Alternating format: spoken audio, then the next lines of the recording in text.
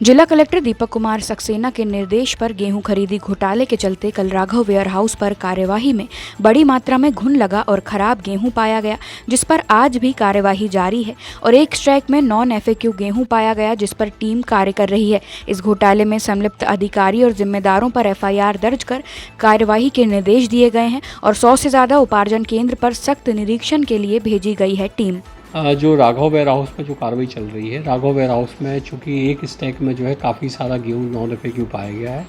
इस स्टैक को तोड़ने के बाद जो है रेंडमली तोड़ रहे हैं, मतलब जैसे 10 बोरियाँ निकाल रहे हैं, फिर एक साइड से निकाल रहे हैं, दूसरे साइड से निकाल रहे हैं।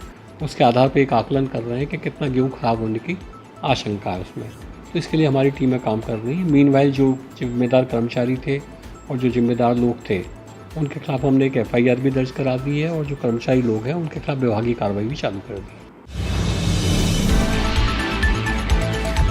बेलखेड़ा थाना अंतर्गत पुराने आपसी विवाद के चलते एक पक्ष ने दूसरे पक्ष के साथ मारपीट कर दी, जिसमें पीड़ित की गर्भवती बहन बीच बचाव में घायल हो गई, जिसे मेडिकल अस्पताल में भर्ती करवाया गया है। ये पुराना मैटर था सियाने लोगों का, बुजुर्ग लोगों का।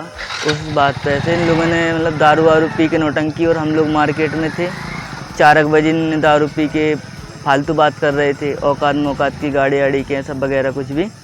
तो वहाँ पर सियाने लोगों ने मना कर दिया था। फिर ये अचानक हम लोग बाज़ार चले गए, तो बाज़ार जाने के बाद इन लोगों ने घर में आके हमला कर दिया अचानक से।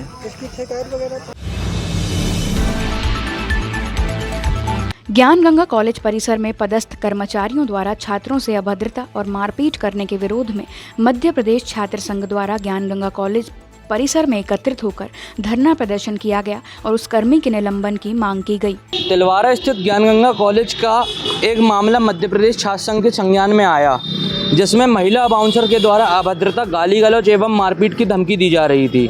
कल कुछ छात्रों द्वारा हमको बताया गया कि भैया हमको कॉलेज के द्वारा धमकाया डराया जाता है, पान गुटखे की मांग की जाती है, जिसको लेकर मध्य प्रदेश छात्र संघ को बात संज्ञान में आई। वो तुरंत पहुंचा और तुरंत मौके में पहुंचकर उसको हमने निलंबित की मांग की, जो कि ज्ञान गंगा कॉलेज ने हमको मांग कर दी। और अब हम कलेक्ट्रेट को भी ज्ञापन सौंपेंगे कि जो भी यहाँ पे गुंडागर्दी का तत्व बना रहे हैं, असामाजिक तत्व ज्ञान गंगा कॉलेज के अंदर आ रहे हैं, छात्रों के मन में भय का वातावरण बना रहे हैं, उनके ऊपर तत्कालिक कार्रवाई की जाए।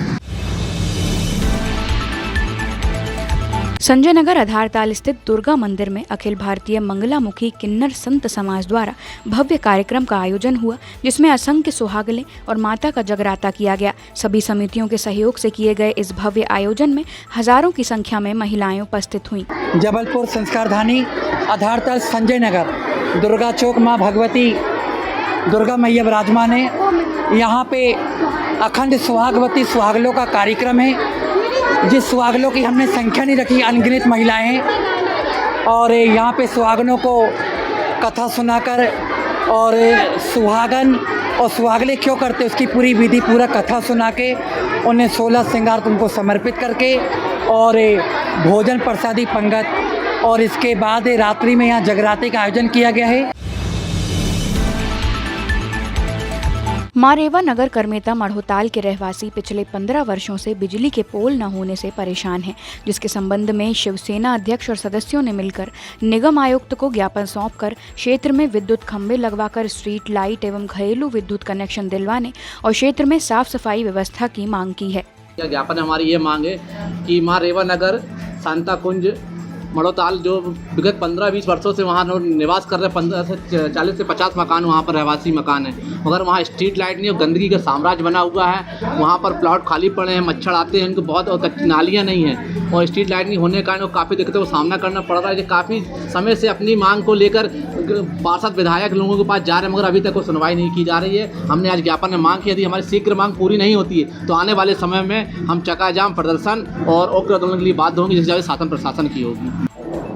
आज शिवसेना प्रदेशाध्यक्ष सम्माननीय शैलेंद्र बारी जी ने रेवा नगर जैन गोदाम के पास के क्षेत्र के लिए स्ट्रीट लाइट न होने की शिकायत के संबंध में ज्ञापन दिया और अवगत कराया कि वहाँ अनेक प्रकार की समस्याएं पैदा होती हैं लाइट न होने के कारण, उनका निराकरण किया जाए, इसका परीक्षण कराया जा करके आवश्यक कार्रवाई की जाए।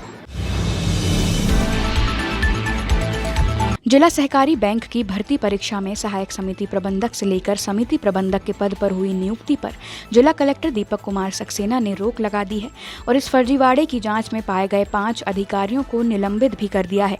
नियुक्ति की सूचना के परिपत्र में आरक्षण की सूचना नहीं दी गई थी, जिस वजह से इस पर रोक लगा दी गई है। आज जिला सहकारी बैंक में निर्देश ये हुए थे कि वहाँ पर जो समिति प्रबंधक के पद रिक्त हैं, उन समिति प्रबंधक के पदों में से 60% पद जो हैं वो जो सहायक समिति प्रबंधक हैं जो प्राथमिक सोसाइटियों में कार्यरत हैं उनके माध्यम से भरे जाने थे। इसकी प्रोसेस चली थी। इसमें कुल मिला के 108 आवेदन आए थे। 108 आवेदनों में से 28 व्यक्ति पात्र पाए गए थे, जिसमें से 27 लोगों के नियुक्ति पत्र जारी हुए थे। मीनवाइल ये शिकायत आई थी कि इनकी जब नियुक्ति हुई है समिति प्रबंधकों की, सहायक समिति प्रबंधकों की, जो उनकी प्रारंभिक नियुक्ति है उस नियुक्ति में जो है मापदंडों का पालन नहीं किया गया है। उसके संदर्भ में हमने एक जांच कमेटी बनाई थी। जांच कमेटी में सीनियर ऑफिसर्स को रखा था।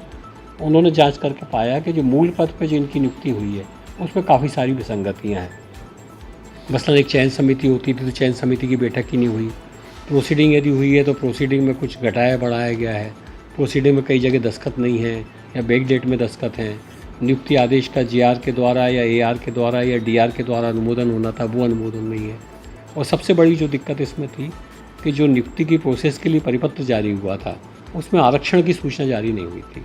तो इन सारी चीज़ों को लाके समिति ने पाया कि पूरी नियुक्ति की जो प्रक्रिया है वो दूषित है। तो दूषित प्रक्रिया होने की वजह से हमने इसको निरस्त कर दिया है। विगत दिनों आधारताल कबाड़ गोदाम में हुए ब्लास्ट के मद्देनजर जिला कलेक्टर के निर्देश पर कबाड़ दुकानों की जांच की कार्यवाही की जा रही है। इसी सिलसिले में आज बेलबाग थाना अंतर्गत गुरंदी मार्केट की कबाड़ दुकानों में अधिकारियों द्वारा कार्यवाही की गई, जिसमें पुलिस बल तैनात रहा। हाँ, कलेक्टर महोदय द्वारा निर्देश दिए गए थे जो भी कबाड़ की दुकानें हैं, स्क्रैप की दुकानों की जाँच की जाए। तो इनके द्वारा भी स्क्रैप की रजिस्ट्रेशन कराया गया है और ऐसा कुछ अभी जांच में नहीं पाया गया है और अभी जांच चल रही है। हाँ, उससे संबंधित ही है कि अन्य जगह भी ऐसी कोई ब्लास्टिंग वाली चीज़ें ना हो, ये इसकी जांच हम लोग कर रहे हैं। हालांकि ब्लॉक कांग्रेस कमेटी जबलपुर द्वारा थाना प्रभारी माढ़ोताल को ज्ञापन सौंपा गया। क्षेत्र में महिलाओं के साथ अभद्रता, चाकूबाजी, गुंडागर्दी, चोरी जैसे बढ़ते अपराधों की रोकथाम हेतु इस मामले को गंभीरता से लेने और उसके समाधान निकाल क्षेत्रवासियों को राहत देने की मांग की गई। करमेता क्षेत्र में बढ़ते अपराधों को लेकर आज एक ज्ञापन थाना प्रभारी विपिन ताम्रकार जी को सौंपा गया, जिसमें महिलाओं की छेड़छाड़ को लेके, मोबाइल की लूटपाट को लेके पूरे क्षेत्र में व्यापारी और क्षेत्रीय लोग सारे परेशान हैं। उसी तारतम्य को लेकर आज हमने ज्ञापन दिया है और एक मांग की है और निवेदन किया है। यदि कार्रवाई नहीं होती है और पूरे क्षेत्र की करमेता वार्ड क्रमांक 73 परशुराम वार्ड की यदि हालत में सुधार नहीं होता है, गश्त नहीं बढ़ती है, तो हम उग्र आंदोलन करेंगे। आज क्षेत्रीय रिंकू तिवारी जी के नेतृत्व में थाने में आकर एक ज्ञापन दिया, जिनके द्वारा बताया गया कि क्षेत्र में बढ़ रहे अपराध की रोकथाम के लिए पुलिस और प्रभावी रूप से गश्त करे और अपराधियों के विरुद्ध कड़ी कार्रवाई की जाए। समस्त कनिष्ठ संविदा विक्रेता जबलपुर के सदस्यों ने मिलकर जबलपुर जिला कलेक्टर दीपक कुमार सक्सेना को ज्ञापन सौंपा है, जिसमें सहकारिता विभाग के राशन दुकानों में नियुक्त कनिष्ठ संविदा विक्रेताओं के वेतन और भुगतान की मांग की गई है। हम लोगों ने कई बार ज्ञापन दिया गया है, कई बार अधिकारियों से बोला गया, वो अब आदेश निकलते हैं तो बोला जाता है कि आप लोगों के लिए ये आदेश नहीं है। लेकिन जब कोई आदेश सार्वभौमिक रूप से निकाला जाता है कि 200 कार्ड पे आप लोगों को 10,500 रुपये मिलेगा, तो कई दुकानों में 600 कार्ड है, लेकिन उसका लाभ अभी नहीं मिल रहा। वो बोलते कि नहीं, आप लोग इसके दायरे में नहीं आते। जब काम करवाना रहता तो हम सभी उसके दायरे में आते हैं, लेकिन अब जब वेतन की बात होती तो हम लोग इसके दायरे में नहीं आते। तो हम लोग चाहते हैं कि जैसे सभी लोगों का वेतन वृद्धि हुई है तो हम लोगों के वेतन में भी वृद्धि की जाए। वीडियो बना रहा है, ब्लैक कोट का क्वार्टर बना वीडियो 80 का बच्चा मंगाएगा, 70 का मंगाएगा, फ्री में लेगा क्वार्टर कितने का? 90 रुपए का बच्चा है। 2 बार बोला, 100 बार बोलूंगा, 90 रुपए का है। अरे 2 बना लिया ना, बाहर आके तेरा वीडियो बनाऊं मैं।